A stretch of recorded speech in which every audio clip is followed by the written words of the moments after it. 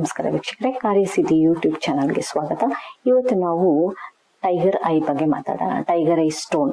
Tiger eye stone ಅಂದಾಗ್ಲೇ ನಮಗೆ tiger eye ಬಗ್ಗೆ ನೆನ್ಪು ಬರುತ್ತೆ ಅಲ್ವಾ? ಆ ಗ್ರೈನ್ಸ್ ಎಲ್ಲ ನೋಡಿದ್ರೆ ಆ ಟೈಗರ್ ಐ ಅಲ್ಲಿರೋ ತೀಕ್ಷ್ಣತೆ ತರಾನೇ ಆ ಗ್ರೈನ್ಸ್ ಅಲ್ಲಿ ನಿಮ್ಗೆ ನೋಡ್ಬೋದು ವೀಕ್ಷಕರೇ. ಟೈಗರ್ ಐ ಅಂದಾಗ್ಲೇ ನಮಗೆ ಏನು ಅನ್ಸುತ್ತೆ ಹೇಳಿ?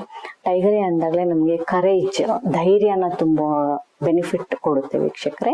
ಹಾಗೆ ನಮಗೆ ಈಗ ಬಿಸ್ನೆಸ್ ಅಲ್ಲಿ ಇನೋವೇಟಿವ್ ಆಗಿ ಥಿಂಕ್ ಮಾಡಬೇಕು ಅನ್ಕೊಳ್ಳಿ, ಹೊಸ ಹೊಸ ವಿಚಾರ ಬಗ್ಗೆ ಯೋಚನೆ ಮಾಡಬೇಕು, ಬಿಸ್ನೆಸ್ ನ ಅಪ್ಲಿಫ್ಟ್ ಕೊಡಬೇಕು, ನಾವು ಲೈಫಲ್ಲಿ ಬಿಸ್ನೆಸ್ ನ ಮುಂದೆ ಹೇಗೆ ನಾವು ತಗೊಂಡು ಹೋಗ್ಬೇಕು, ನೆಕ್ಸ್ಟ್ ಲೆವೆಲ್ಗೆ ನಾವು ಹೇಗೆ ತಗೊಂಡು ಹೋಗ್ಬೇಕು ಅನ್ನೋ ಐಡಿಯಾಸ್ ನ ತುಂಬಲಿಕ್ಕೆ ಪ್ರಯತ್ನ ಮಾಡುತ್ತೆ ಈ ಟೈಗರ್ ಐ.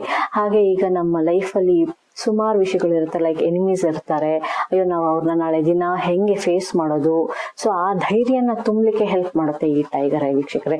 ಟೈಗರ್ ಐ ಬರೀ ಕರೇಜ್ ಮಾತ್ರ ಇಲ್ಲ ವೀಕ್ಷಕರೇ, ವಿಲ್ ಪವರ್ ನ ಇನ್ಕ್ರೀಸ್ ಮಾಡುತ್ತೆ, ಭಯದಿಂದ ದೂರ ಇಡ್ಲಿಕ್ಕೆ ಪ್ರಯತ್ನ ಪಡುತ್ತೆ ವೀಕ್ಷಕರೇ.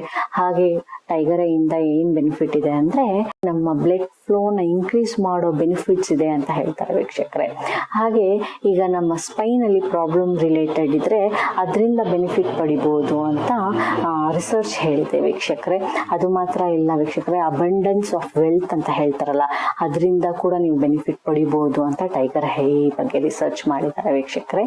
ಹಾಗೆ ಈ ಟೈಗರ್ ಐ ಮೀನು ನಮ್ಮ ಲೈಫ್ ಅಲ್ಲಿ ಅಪ್ಲಿಫ್ಟ್ಮೆಂಟ್ ಕೊಡುತ್ತೆ ವೀಕ್ಷಕರೇ. ಅಪ್ಲಿಫ್ಟ್ಮೆಂಟ್ ಅಂದ್ರೆ ಈಗ ನಮ್ಗೆ ಅಬಂಡೆನ್ಸ್ ಆಫ್ ವೆಲ್ತ್, ಹಾಗೆ ನಮ್ಗೆ ಬೇರೆ ಒಂದು ಪ್ರಾಪರ್ಟಿ ಆಗಿ ನಮ್ಮ ಮನೆ ಮಾಡ್ಲಿಕ್ಕೆ ಒಂದು ಧೈರ್ಯ ಬೇಕು ವೀಕ್ಷಕರೇ. ಧೈರ್ಯ ಇಲ್ಲದೆ ಎಲ್ಲೂ ಮುಂದೆ ನುಗ್ಲಿಕ್ಕೆ ಆಗೋದಿಲ್ಲ.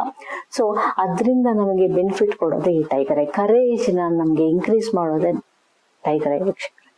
ಇನ್ನೊಂದು ಹೊಸ ಸ್ಟೋನ್ ಬಗ್ಗೆ ಮಾತಾಡ್ಲಿಕ್ಕೆ ಮತ್ತೆ ಬರ್ತೀನಿ. ನಮಸ್ಕಾರ ವೀಕ್ಷಕರೇ.